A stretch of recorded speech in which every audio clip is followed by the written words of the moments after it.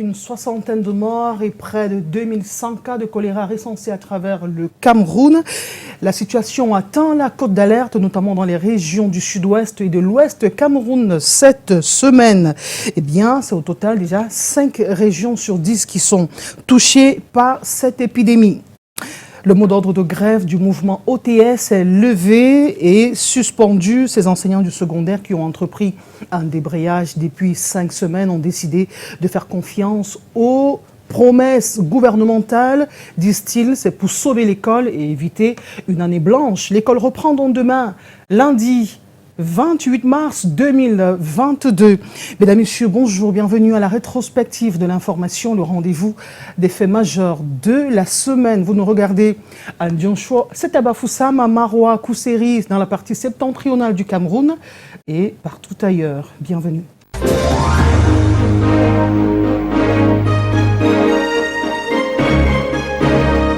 La première partie de cette émission est essentiellement consacrée à la santé et nous avons le bonheur de recevoir sur ce plateau le docteur Olga Matanga Machikam. Elle est médecin et patho-gastro-entérologue. Elle officie à l'hôpital La Cantini de Douala.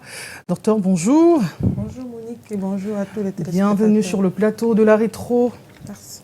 Eh bien, chaque année, 1,3 million à 4 millions de cas de choléra et 21 000 à 143 000 morts dus à cette épidémie justement recensée selon l'Organisation mondiale de la santé. Vous êtes à Douala et l'hôpital à Cantini où vous officiez est un centre de prise en charge des malades de choléra.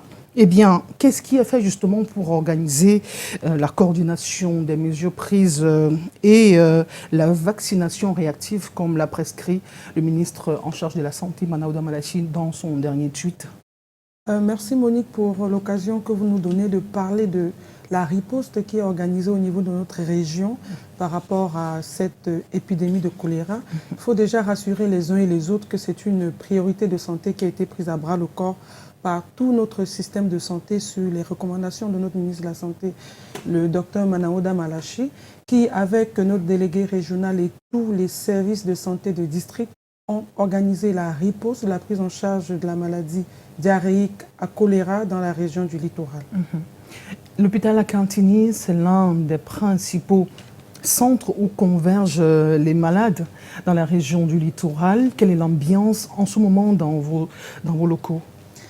C'est plutôt une très belle ambiance parce qu'une très belle organisation sous la direction de notre directeur, le docteur Essomba Emmanuel, avec l'appui de notre délégué régional, le docteur Mambo, et tous les centres de santé des districts de la région du littoral pour la coordination et la prise en charge efficace de cette épidémie à choléra.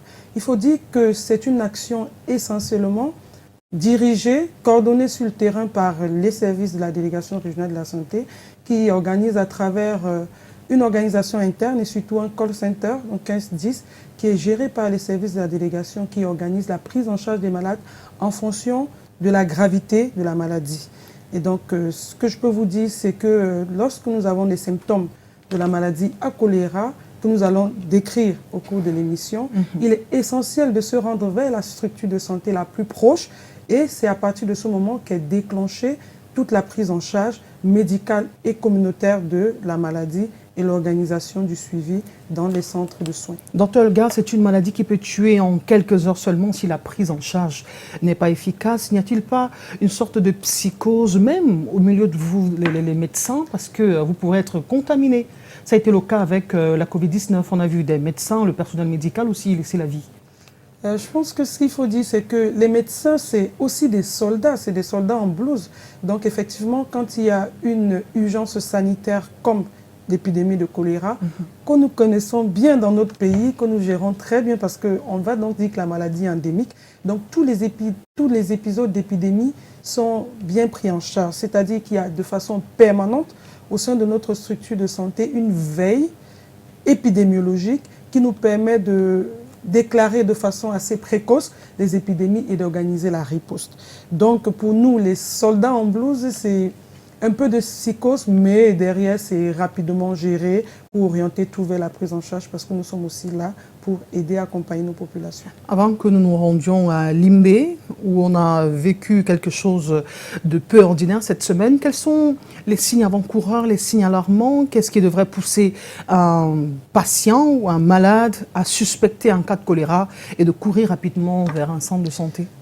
D'accord, Monique. J'aimerais déjà préciser que l'infection à Vibrio choléré, c'est une maladie qui, la plupart du temps, ne présente pas beaucoup de symptômes. Mais néanmoins, lorsque les symptômes existent, ils peuvent être frustres, mais très graves. Et comme tu l'as dit, la maladie peut tuer rapidement à quelques heures et nous pouvons également rapidement la soigner en quelques heures. Donc, essentiellement dans la communauté, c'est tout patient qui présente de façon brutale un épisode de diarrhée aiguë, de diarrhée liquidienne, eau de riz, des vomissements, des crampes, une altération rapide de l'état général, de la soif. Donc lorsqu'un patient présente tous ces symptômes, il est recommandé en période d'épidémie de rapidement converger vers le centre de santé le plus proche. Nous nous rendons tout de suite à Limbé où nous retrouvons notre correspondante Danielle Inès Ondouambala qui a vécu cette semaine des cas d'hospitalisation spectaculaires, nous le disions en début de ce programme. Reportage. Des salles d'hospitalisation pleines à craquer, des vérandas inondées de patients et des espaces aménagés pour la prise en charge des cas de choléra à Limbé. C'est un visage de l'hôpital de district de Bota. Les autorités sanitaires lancent l'alerte rouge contre l'épidémie de choléra qui refait surface dans la cité balnéaire de Limbé. Madame,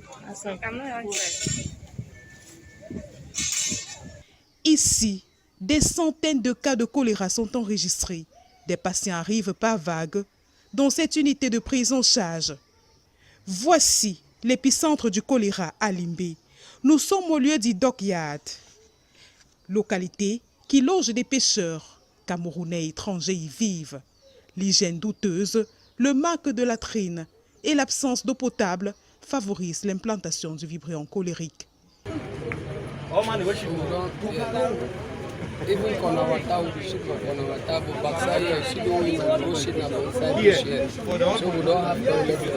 Une situation alarmante qui mobilise les autorités administratives. Le gouverneur de la région du Sud-Ouest, Bernard Okaliabilai, vient de tenir une réunion de crise à Limbé. Les mairies doivent contraindre les chefs de maison, les chefs de famille à avoir des toilettes, à construire des toilettes.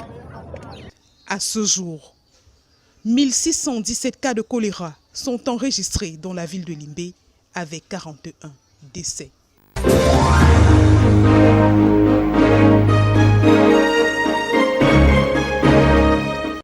Alors, docteur Olga Matiekan, on va rester dans la ville de Limbé pour comprendre la raison de ces multiples cas. Ça ne s'arrête pas. Limbé particulièrement, on sait, c'est une zone en crise, en guerre. Est-ce qu'il y a un lien entre la guerre et cette multiplication de cas de choléra?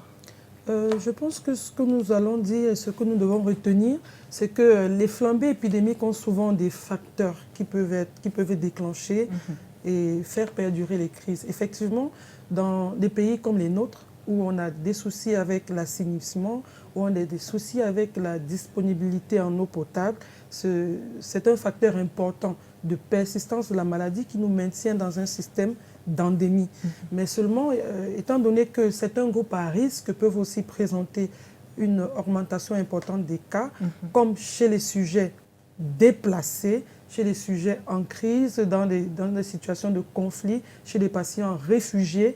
On a également observé ces cas de recrudescence. C'est la raison pour laquelle nous pouvons comprendre que la situation sociale que vivent nos zones anglophones, pour le moment, peut être justifiée par cet état-là. Il faut également préciser qu'on peut également observer ces cas ou bien ces recrudescences des cas chez des personnes, par exemple, en milieu carcéral, ce qui explique donc, ce n'est plus un secret désormais, que dans la ville de Douala, nous avons aussi de nombreux patients qui viennent malheureusement de nos prisons et qui, pour le moment, sont très bien pris en charge dans nos centres de prise en charge avec toute l'efficacité et la sécurité qui va. Il y a eu des pertes en vies humaines également. Oui, mais pas beaucoup pour le moment, on s'en félicite. Et je profite pour féliciter tout le système de riposte choléra qui, pour le moment, présente des résultats plutôt très satisfaisants. Quid de la vaccination? On aimerait bien se vacciner pour s'en prémunir. C'est vrai que la vaccination est assez bien recommandée et disponible dans notre pays actuellement, la vaccination orale. Et donc, c'est un système qui est mis en place de façon permanente, qui est encouragé, même si pendant la période de crise, on n'a pas le temps d'attendre toutes les immunités, mais nous associons la vaccination, nous ne baissons pas les bras pendant la forte épidémie. Nous recommandons, nous conseillons les sujets à se vacciner en appliquant les autres moyens de prévention et de prise en charge de la maladie à choléra. C'est bien de l'entendre parce que ça faisait partie des inquiétudes des personnes que nous avons rencontrées avant d'entrer dans ce studio. Il faut bien qu'on se vaccine pour se mettre à l'abri de cette maladie qui peut vous tuer en une fraction de seconde. Eh bien, Feu Charles Ateba Eyene, en son temps, disait qu'on vend le choléra à 50 francs au Cameroun. Alors, il faisait référence à ces sachets d'eau qui se baladent dans des seaux et les acheteurs ne se préoccupent très souvent pas de la provenance. C'est juste glacé, on a soif, on veut étancher sa soif.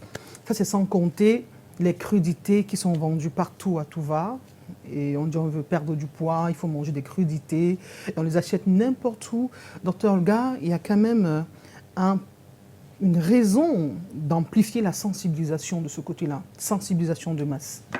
Oui, effectivement, la riposte de la maladie présente aussi un important intérêt au niveau de la sensibilisation. Nous vous remercions d'ailleurs de l'intérêt que vous portez à cela et de l'occasion que vous nous donnez pour continuer d'informer nos populations, surtout pendant ces périodes de forte épidémie. Il faut noter que la maladie, l'infection, la diarrhée à choléra, c'est une maladie des mains et des aliments souillés.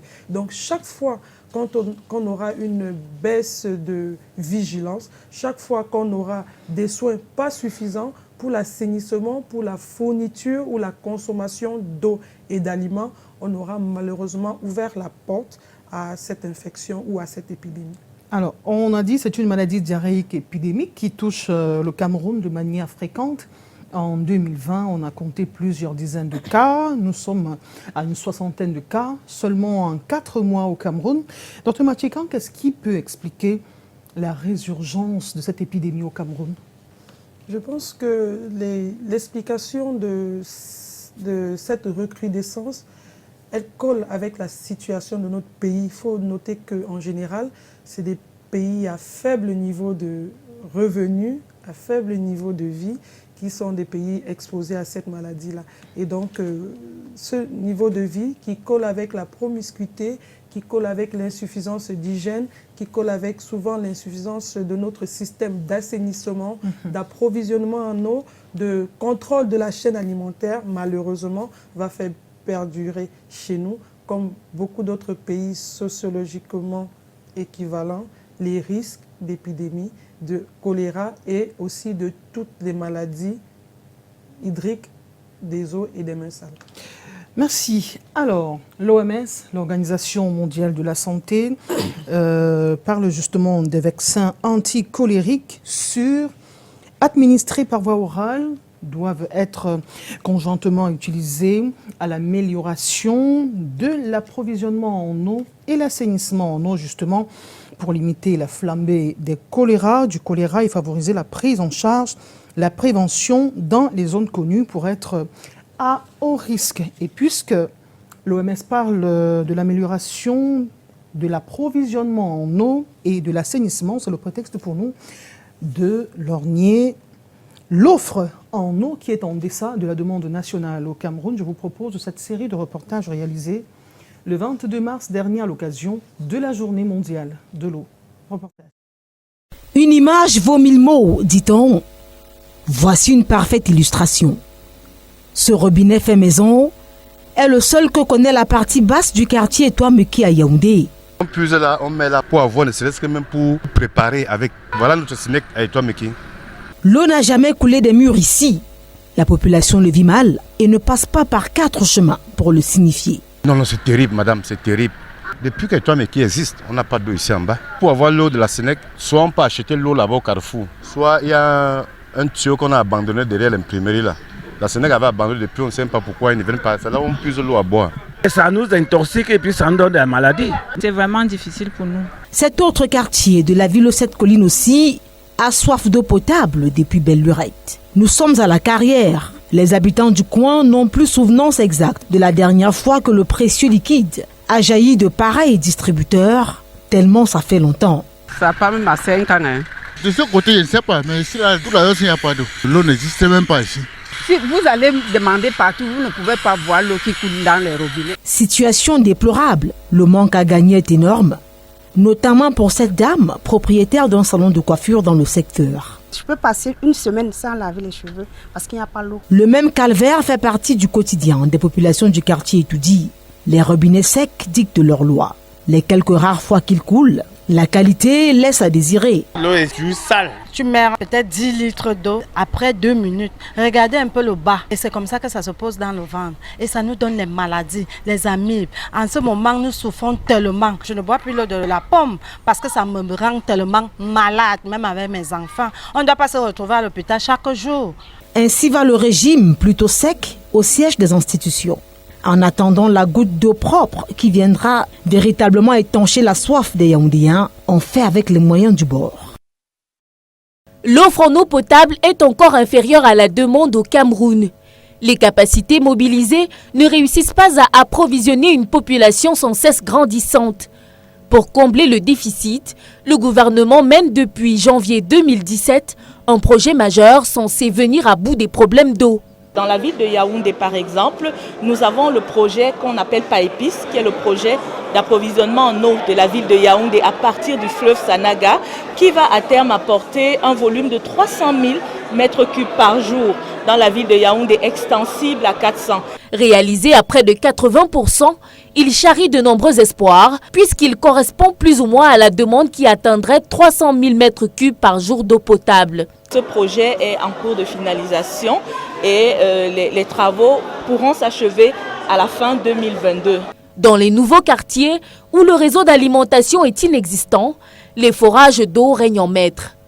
L'autre problème qui irrite les Yaoundéens, c'est la couleur inhabituelle de l'eau de robinet. La ville de Yaoundé, par exemple, c'est un grand chantier routier, c'est-à-dire qu'il y a des travaux de voirie qui sont en train d'être mis en œuvre. Il faut réparer les canalisations, bien sûr, mais faire une purge, ce que la Camwater va faire. Au premier chef, les installations domestiques sont pointées du doigt. Elles sont en général en métal, en acier galvanisé.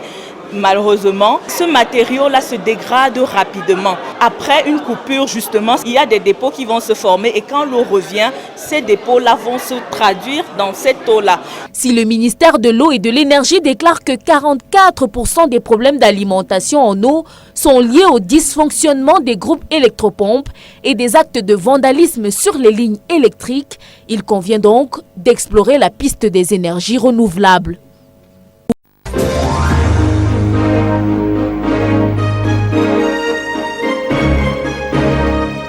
Docteur Olga Mathiékan, l'eau c'est la vie, mais l'eau c'est aussi la mort. Lorsqu'elle est manipulée par des mains inexpertes, vous avez vu des puits de fortune face à la carence en eau. Les populations se réfèrent parfois à des forages de fortune, parfois à des sources aussi dans les zones rurales. Que leur dites-vous quand on n'a que ces moyens de bord-là? Comment éliminer les agents pathogènes et pouvoir utiliser de l'eau, puisqu'on ne peut pas vivre sans eau finalement? Oui, tu as bien raison Monique de dire l'eau c'est la vie. Donc nous avons aussi l'obligation de nous assurer ou de consommer une eau ou des aliments assainis. Donc ce que nous recommandons aux populations en ce qui concerne l'eau, c'est de pouvoir, lorsque celle-ci est douteuse, mettre en route des mesures assez faciles qui sont apprises à l'école. C'est le lieu de remercier les enseignants qui reviennent à l'école dès lundi avec les enfants pour insister sur l'éducation, la potabilisation de l'eau. Ils le font déjà très bien dans des cours d'éducation civique, des cours d'hygiène.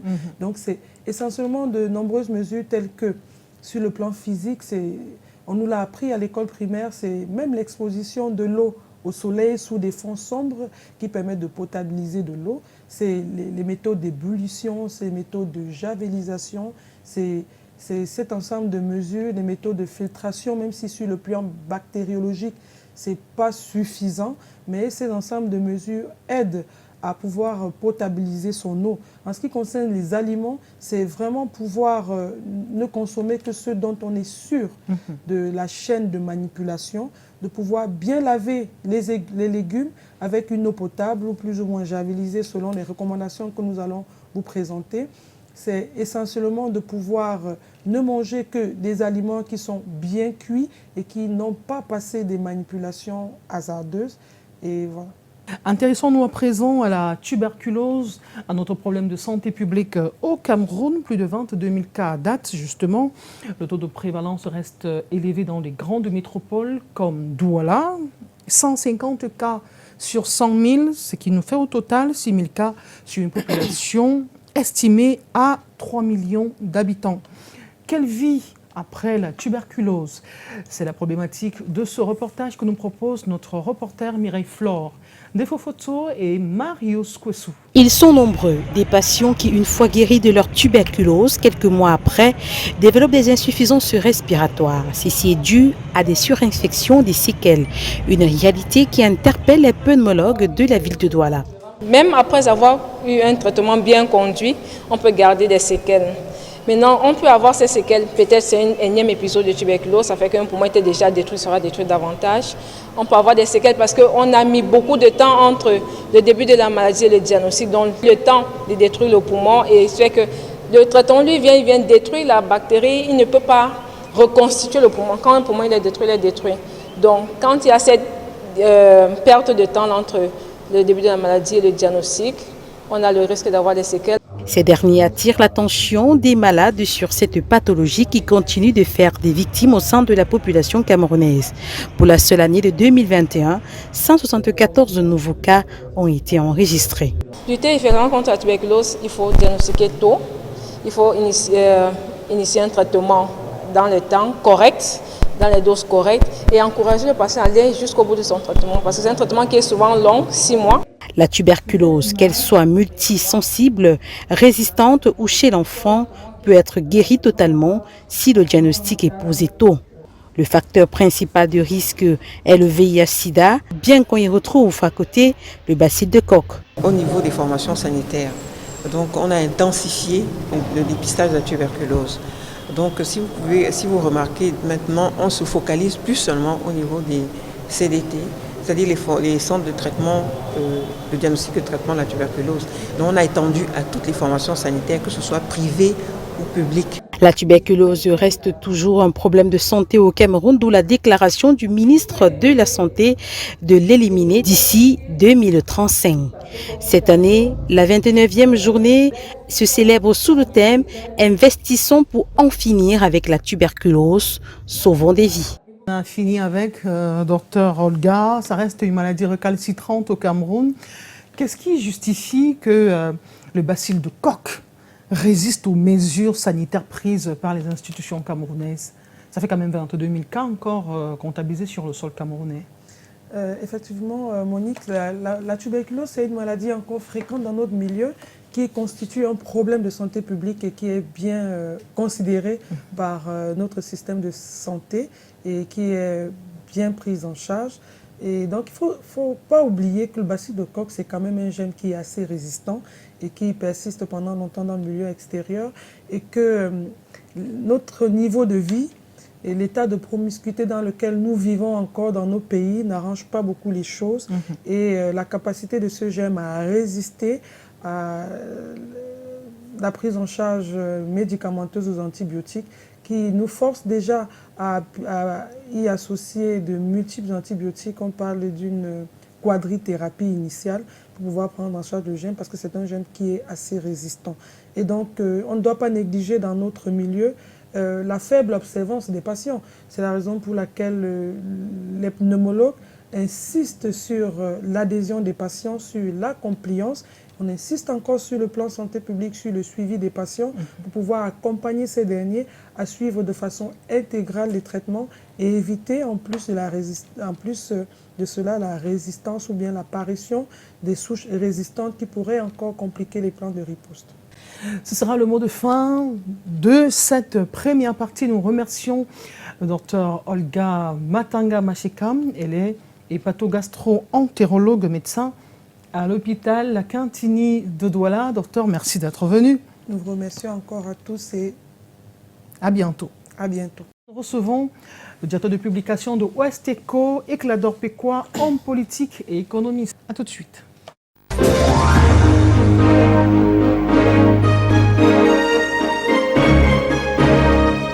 Le mouvement OTS, on a trop supporté, suspend son mot d'ordre de grève et décide de reprendre les cours pour le lundi 28 mars 2022.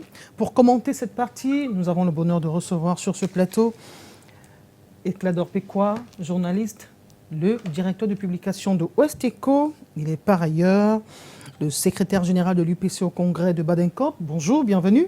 Bonjour Monique et bonjour à tous les téléspectateurs qui nous suivent en ce moment. La tendance dont Henriette Ekwe en est la présidente, c'est le cas. Oui. Alors, nous sortons de 5 semaines de débrayage. Le mouvement On a trop supporté a été lancé au mois de février dernier. Eh bien, après ces 5 semaines, il décide justement de faire confiance aux promesses gouvernementales. Et demain lundi, c'est la reprise. C'est un ouf de soulagement pour vous qui êtes à la fois parent, vous êtes journaliste, observateur de la scène publique. Je crois que c'est un ouf de soulagement pour tout le monde parce que cette grève avait peut-être trop duré. Et puis s'il faut sauver l'année scolaire, il était peut-être temps d'y mettre fin. Les enseignants qui ont décidé de mettre fin à leur grève sont dans la mesure. Ils n'ont pas encore obtenu toutes les revendications qui les ont poussés à la grève, mais au moins ils ont eu des signes avant-coureurs de ce que le gouvernement avait été conscient, de ce que leurs revendications étaient justifiées. Légitimes et justifiées. C'est d'ailleurs l'un des mouvements qui, du nord au sud, on a vu de Tokombéré à Ebolova, de Bafoussam à Bertois, dans une unanimité qu'on n'a pas souvent vue dans les mouvements sociaux au Cameroun. On a vu donc pour une fois, les Camerounais ne se sont pas unis seulement derrière les lions indomptables et encore derrière leur victoire, mais derrière un mouvement social qui a reçu, dans l'opinion, c'était un assentiment parce que ce n'est pas normal de voir le traitement qui a été infligé aux enseignants et c'est tout à l'honneur de ces enseignants. Une fois que le gouvernement avait multiplié les signes de bonnes intentions, qu'ils s'arrêtent, qu'ils fassent le point. Et puis, évidemment, ils ont promis de repartir si rien n'est fait. Mais en l'état actuel des choses, il est difficile d'imaginer que rien ne soit fait parce que c'est un corps social qui a été suffisamment paupérisé, martyrisé. Et c'était important qu'ils puissent revendiquer. Et c'est très bien qu'ils aient été entendus. On va dire que le dialogue social a prévalu, a porté ses fruits.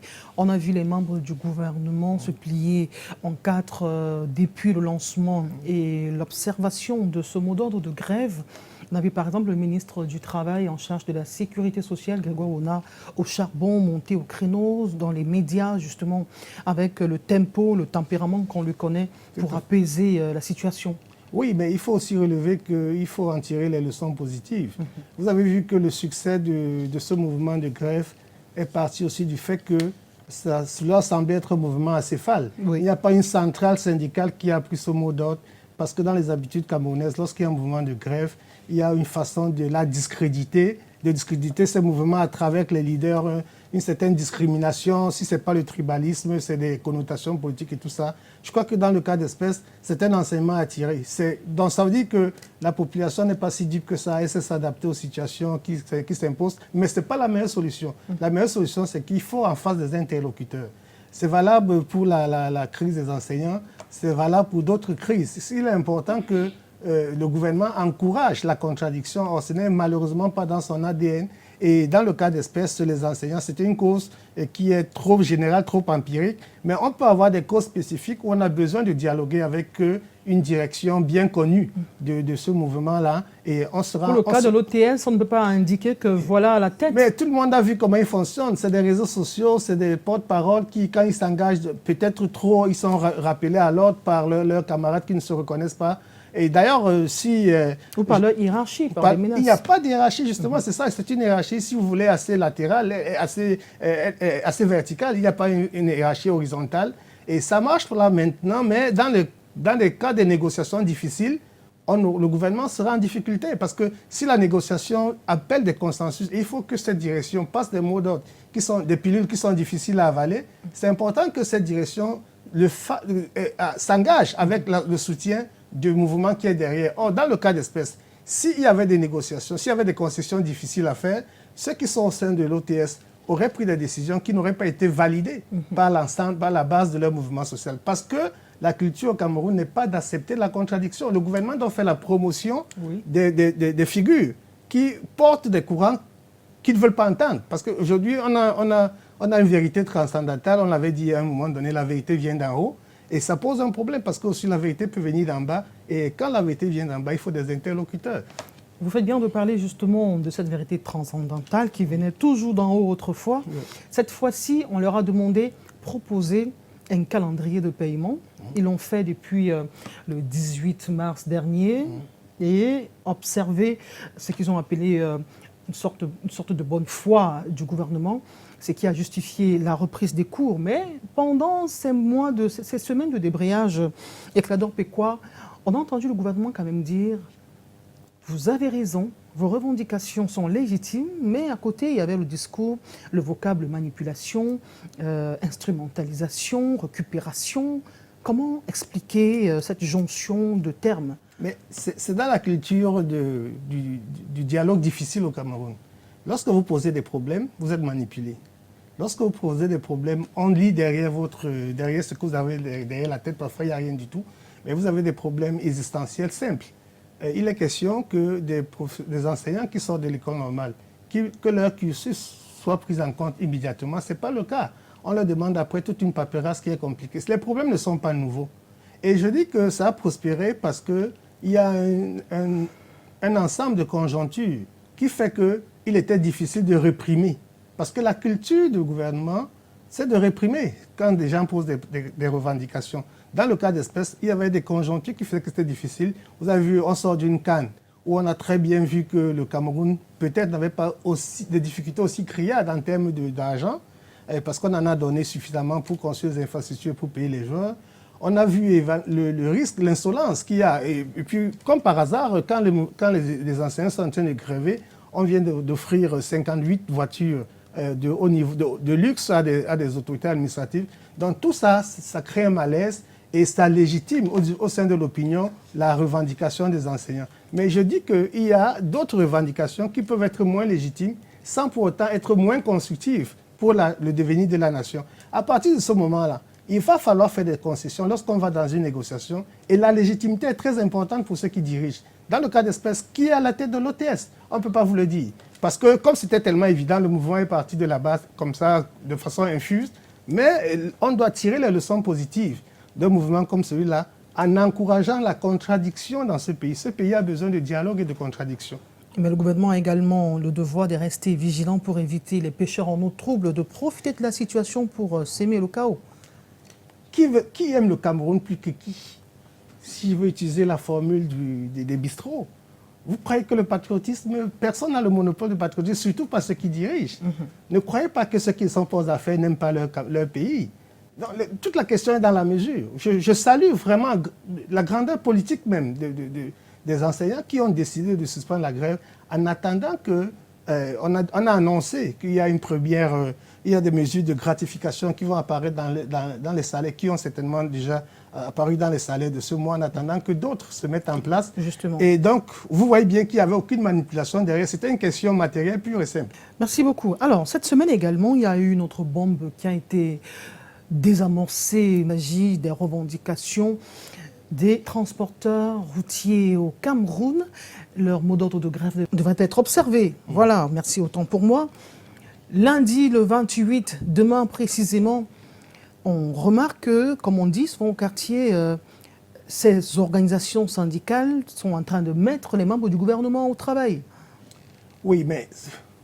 Vous l'avez dit, pourquoi on est arrivé là forcément? Tout à fait, c'est pas nouveau. C'est pas nouveau. D'ailleurs, on a vu que, pour ceux qui ont de la mémoire, les événements de 2008 sont partis de la grève des transporteurs compte tenu de leur impact parce qu'ils avaient capitalisé sur une frustration sociale qui est quand même assez grandissante. Mais dans le cas d'espèce, on peut encore interroger la légitimité de l'opportunité parce que on a vu que les uns et les autres étaient dans la mouvance du mouvement OTS et qui est avéré, dont la légitimité n'échappe à personne. Donc pour poser des problèmes, si vous voulez, spécifiques au secteur des transports, et dans ce cas-là, on ne va pas s'empêcher de penser qu'ils ont profité d'une situation qui leur était favorable pour essayer de corriger, d'améliorer leur situation professionnelle, socio-professionnelle. Mais une fois encore, il est très important, on rentre dans la même logique, les instruments de dialogue, les courroies de dialogue, les canons de dialogue, tout ça doit être admis de façon structurelle. On doit pouvoir dans ce pays travailler avec des gens qui pensent différemment, discuter avec eux, pour qu'à la fin, de la lumière jaillisse, du choc des discussions jaillisse la lumière qui permettrait d'éclairer le parcours radieux que nous avons tous pour notre pays. Il est important de dire que le patriotisme n'est pas l'apanage de ceux qui sont aux affaires. Ce n'est pas parce que vous avez une fonction publique que vous devez taxer d'autres d'antipatriotes, etc. Discutez avec eux, le pays nous appartient à nous tous. On peut faire des concessions lorsque nous sommes dans un dialogue bien compris. Donc c'est ça qu'il est important de préciser parce que le langage que nous entendons aujourd'hui, c'est qu'il y a des uns qui sont contre leur pays, qui sont tout ce qu'on... C'est une littérature, je vous ferai l'économie de ces noms d'oiseaux sur ce plateau, mais il est important de dire que c'est très très important que la culture du dialogue s'installe dans ce pays. On peut ne pas anticiper être pour éviter des chocs. Il faut anticiper, voir Merci beaucoup. Et lorsque les chocs seront dans le cadre d'un dialogue existant, évidemment, les dérapages seront plus facilement contrôlés. Merci beaucoup. Eh bien, après ces revendications des enseignants, des transporteurs, on en a entendu un peu des bruits assourdissants des travailleurs du corps médical. Jusqu'à présent, il n'y a pas encore arrêt de travail. On souhaite que des solutions soient rapidement prises. Donc on n'en arrive pas là, justement. Mais il y a eu cette semaine également des cris de colère des consommateurs de pain. C'est vendredi dernier, il y a une semaine de cela, justement, que la baguette du pain a connu une augmentation du prix. Sans transition, je vous propose ce reportage et nous revenons derrière pour quelques analyses. Du pain à prix d'or sur les étals. 125 francs désormais pour cette baguette qui coûtait autrefois 100 francs ici au marché d'Etoudi à Yaoundé. Plus de 3 jours déjà que les coûts se sont envolés au firmament. Nous sommes obligés d'augmenter puisqu'il y a eu hausse des prix au niveau des boulangeries. On ne s'en sort même pas facilement, il y a les emballages qu'on achète. Ils ont fait comprendre que la farine a augmenté. Au prix qu'ils nous donnaient avant, ce n'est plus ça qu'on nous donne maintenant. C'est pourquoi on vend déjà à 125. Maintenant, là, on gagne les 5 francs, les 10 francs sur le pain. On ne s'en sort pas, franchement. On ne s'en sort pas. Comme cherche à baisser la farine pour que nous aussi on puisse vendre le pain et s'en sortir. La façon que le pain a augmenté, ça nous dépasse même derrière nous les vendeurs. Des consommateurs digèrent mal cette situation. Depuis une semaine aujourd'hui, le pain est devenu 2, c'est le pain qui coûte 100 francs, c'est 125. Les petits, ce n'est pas les gros. Les petits pains qui coûtent 50, c'est 75. On souffre ici. Rendu dans quelques boulangeries de la capitale, le constat est le même. 25 francs en plus pour la baguette de pain. D'après les boulangers, le prix du sac de 50 kg de farine de blé connaît depuis quelques jours une augmentation allant jusqu'à 5 000. Le sac de farine est passé de 20 000 à 25 000. Et le plus moins cher, il y a les sacs qui coûtent 25 800. La guerre en Ukraine y serait pour quelque chose. C'est la pénurie du blé sur le marché mondial due à la guerre Ukraine et la Russie. Puisque c'est les deux pays exportateurs du blé. Et les meuniers camerounais utilisent le blé russe et ukrainien. Entre-temps, c'est le consommateur camerounais qui subit directement les effets néfastes de cette flambée des prix.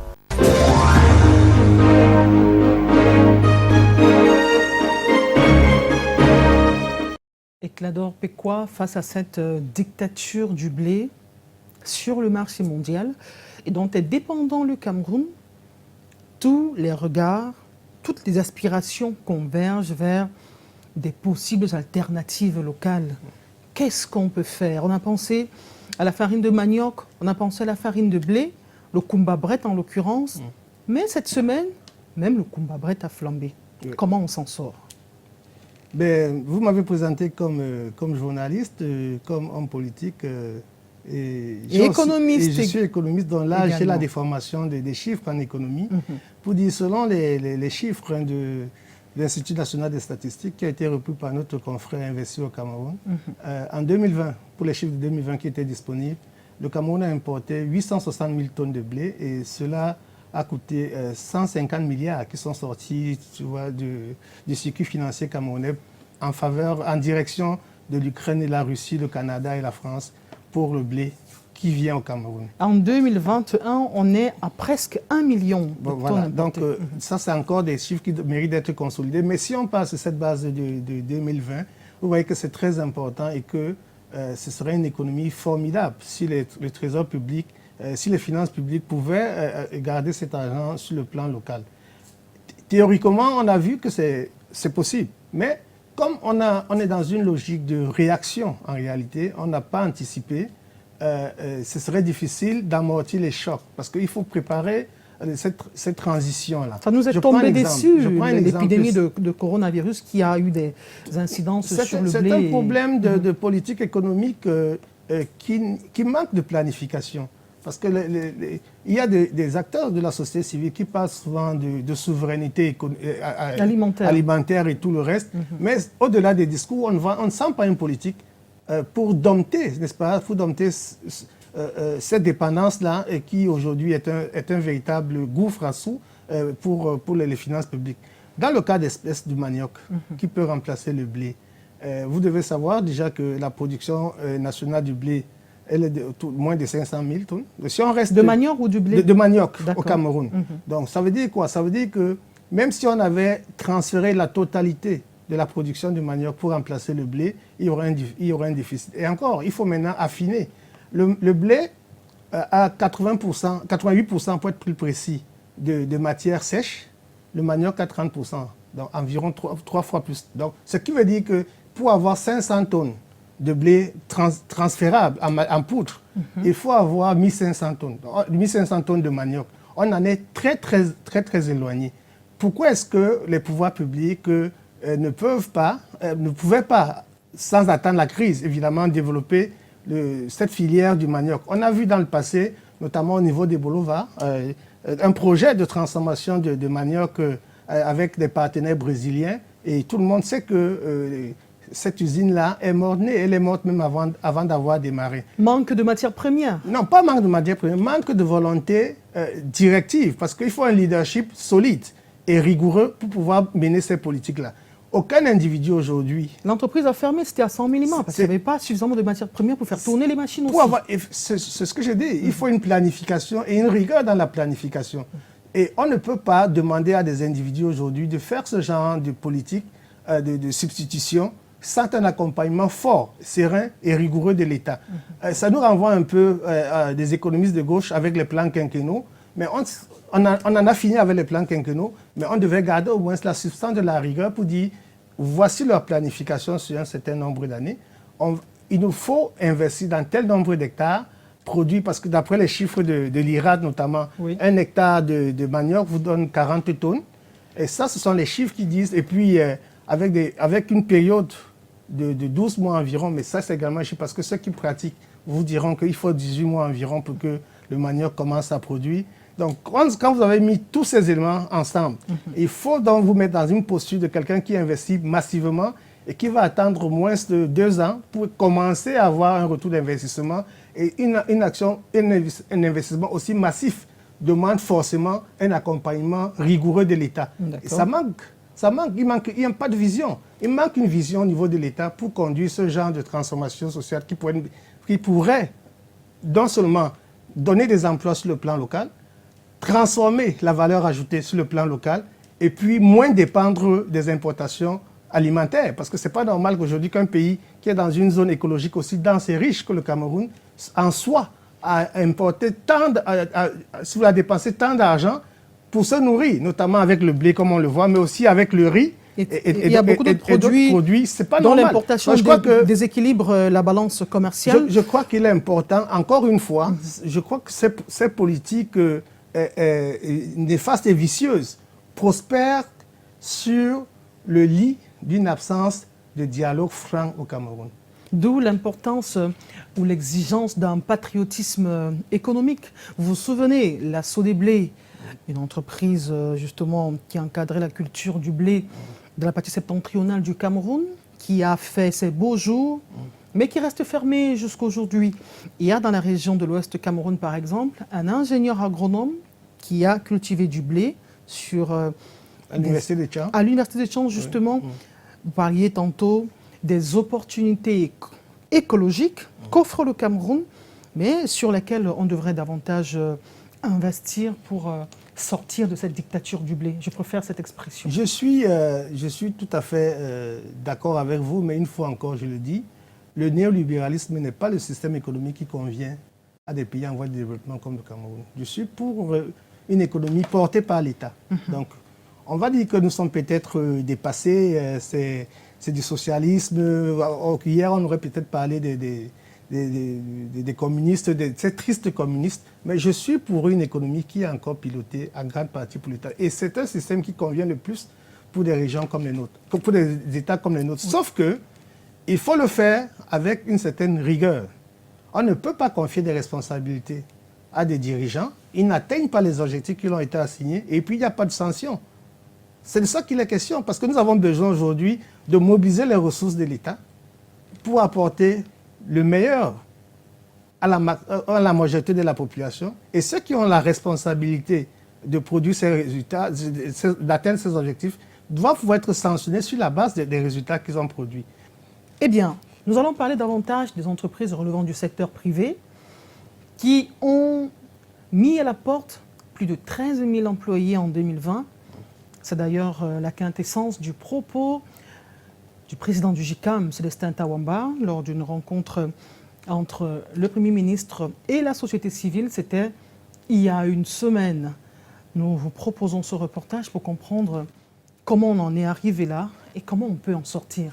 Reportage.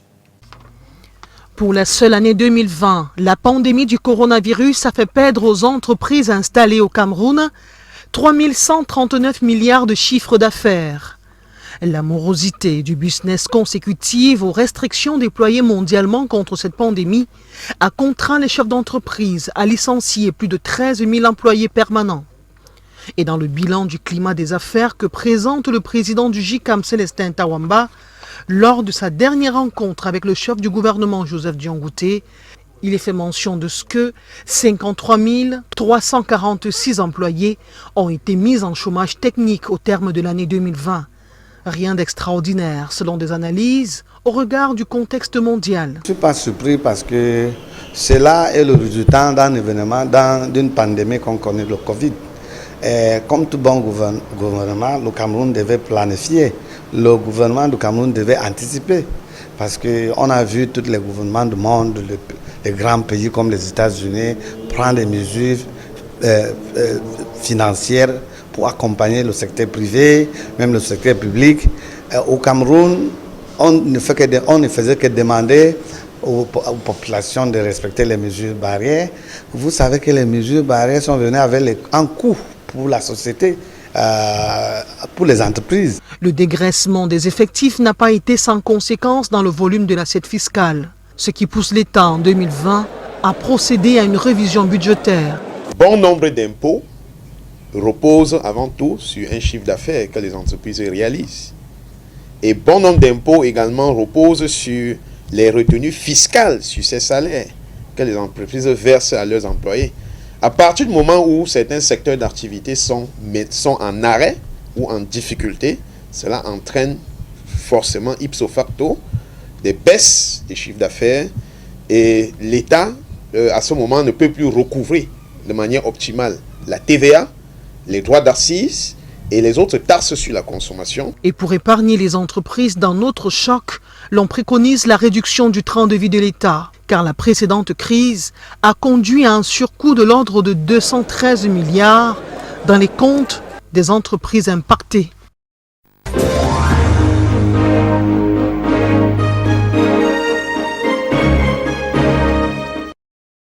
Éclador Péquois, ce sont essentiellement les entreprises qui importent de la matière première, les entreprises dont l'activité dépend de l'importation qui ont subi le plus lourd tribut. C'est le moment de penser justement à l'import-substitution qui est inscrit dans la SND 30, de le matérialiser, une économie endogène. Avant de parler de l'import-substitution, il faut dire que c'est quand même le nombre d'emplois qui ont été détruits par cette crise avec des chocs externes est très important parce que c'est près de 5 points sur le taux de l'emploi, c'est énorme. Et c'est encore l'occasion pour nous de dire que dans une société qui a été fortement libéralisée, avec un contrôle total des entreprises, le Cameroun aurait explosé avec un tel chiffre. Si on n'a pas explosé, c'est grâce aux filets sociaux que nous offre l'économie informelle. Vous ne pouvez pas imaginer, avec les chiffres qu'on vient de voir, qu'il y a cette perte d'emploi. Et puis, quand vous marchez dans la rue, vous n'avez pas l'impression que les gens se sont levés le matin avec des avions qui sont tombés sur leur bottes. Dans le cas du Cameroun, l'économie de ce pays a été la plus résiliente dans la sous-région. Forcément, parce que... C'est vrai qu'au cours de la même année 2020, il y a eu un recadrage budgétaire fort de ce que la pandémie nous a tombé dessus en plein d'années d'exécution de ce budget et on a dû recadrer. Donc on célébrait quand même la résilience du Cameroun et vous faites bien de mentionner qu'on ne voyait pas des gens pleurer dans la rue, on avait l'impression que tout était resté à la normale. Parce que le Cameroun a des moyens de sa résilience qui sont, si vous voulez, on joue au chat à la souris avec les institutions de Bretton Woods. On a des ressources additionnelles mystérieuses. Donc, de temps à autre, on peut faire actionner ces tiroirs caisses et sauver des situations qui sont durablement compromises. Donc, dans le cas de... Mais ce sont des avantages. Nous tirons avantage de notre capacité peut-être à nous adapter à un fort contrôle des institutions de Bretton Woods. Mais si nous voulons prendre en main notre véritable souveraineté économique, si nous voulons faire des planifications, il faut avoir les chiffres exacts et les leviers sur lesquels il faut agir. Nous sommes dans une situation assez confuse où, à la fin, on voit qu'on tire profit de ça, mais ça ne nous met pas dans une posture d'aller de l'avant et d'être peut-être le dragon africain que nous pouvons être. Nous avons les ressources humaines. Le Cameroun a les ressources humaines pour être un dragon en Afrique. Le Cameroun a des ressources du sol et du sous-sol pour être un dragon en Afrique. Et climatique. Et tout ça participe. Nous avons des éléments économiques qui nous permettent d'être beaucoup plus loin que là où nous sommes. Nous allons nous intéresser à l'actualité au Mali. Cette semaine, justement, la justice de l'UEMOA a suspendu les sanctions économiques qui ont été prises contre ce pays de la CEDEAO le 9 janvier dernier. C'était consécutif à la décision de la junte au pouvoir d'y rester encore pendant 5 ans. Eh bien, c'est des décisions qui ont été prises dans un moment de tumulte diplomatique entre le Mali et la France. Aujourd'hui, des sanctions qui ont été prises contre le Mali à l'époque ont été très impopulaires au Mali et même en dehors. Éclador Péquois, qu'est-ce qui a changé entre-temps pour qu'on revienne à des meilleurs sentiments, entre guillemets? Ce qui a changé, c'est la volonté populaire. On s'est bien rendu compte qu'il n'était pas possible pour la CEDEAO, pour la France, si vous voulez, à travers la CEDEAO, de faire plier le Mali, du moins pas dans le cas d'espèce, parce que déjà, il y avait un embargo total sur le Mali, il n'avait pas le droit de commercer avec ses voisins, et tout le reste, et tout le bazar qu'on imagine. Mais il y a eu une volonté populaire, parce qu'il y a eu une récupération d'un sentiment anti-français qui est de plus en plus grandissant au sein de l'Afrique. Et puis les leaders de la CEDEAO ont très bien compris qu'ils étaient sur une corde raide. Ils ne pouvaient pas maintenir cette politique sur la durée. Le Mali avait déjà essayé de négocier la sortie, parce que le Mali c'est un pays enclavé qui dépend, ses importations passent par le Sénégal, mais il y a une possibilité de passer par la Mauritanie. Et par l'Algérie aussi. Et par l'Algérie qui était favorable à ça. Mais disons que c'est des solutions qui peuvent tenir uniquement sur le court terme parce que le coût de transit sur l'Algérie est très élevé, et même sur la Mauritanie. Mais au moins, puisqu'il n'y avait que ça à faire, ils ont commencé à travailler avec la Mauritanie. Et puis, on a vu tout le bénéfice qu'il y avait à les laisser se débrouiller comme ça, à sortir de cette dépendance-là, politiquement, stratégiquement, c'était un danger pour la CEDEAO, qui aurait pu voler un éclat. Parce que ce qu'on reproche au Mali, on peut le reprocher à d'autres, sans qu'on a 2 poids 2 mesures. Le Burkina Faso, ce sont des putschistes qui sont là-bas, et on ne voit pas ce qui s'est passé. La Guinée, Conakry, ce sont des putschistes qui sont là-bas. Et même le Tchad. Le Tchad, c'est l'Afrique centrale encore, mais je parle uniquement de la CEDEAO qui a pris des décisions incroyables par rapport... Quand je fais référence au Tchad, je parle du pays francophone. Oui, bon, voilà, donc c'est le domaine, c'est tout le domaine de la France-Afrique. On a utilisé un terme peut-être très savant. Il y a une tectonique aujourd'hui au niveau de la géopolitique africaine avec l'ancienne puissance coloniale qui forcément doit se réajuster, doit se réadapter parce qu'il y a un sentiment des populations africaines de plus en plus hostile à cette politique-là qu'on peut comprendre et qu'on comprend d'ailleurs. Les Lions indomptables du Cameroun sont tombés devant les FNEC d'Algérie vendredi dernier, 1-0. Comment est-ce que vous avez analysé les performances des poulains de Rigobertson pendant les 90 minutes? Déjà, on regrette la défaite, mais l'espoir reste permis. Je crois que les Lions n'ont jamais été autant meilleurs que quand ils ont le dos au mur. Dans le cas d'espèce, ils ont le dos au mur. Ils ont l'obligation pour aller au Qatar 2022 de gagner à Abidjan en Algérie. Mais on peut comprendre les raisons de la défaite, elles sont plurielles. La première, on a parlé de l'encadrement technique qui a été changé très rapidement après la CAN, en moins d'un mois d'un match capital. Et puis, il y a un élément très important également sur lequel il faut revenir, c'est la superstition.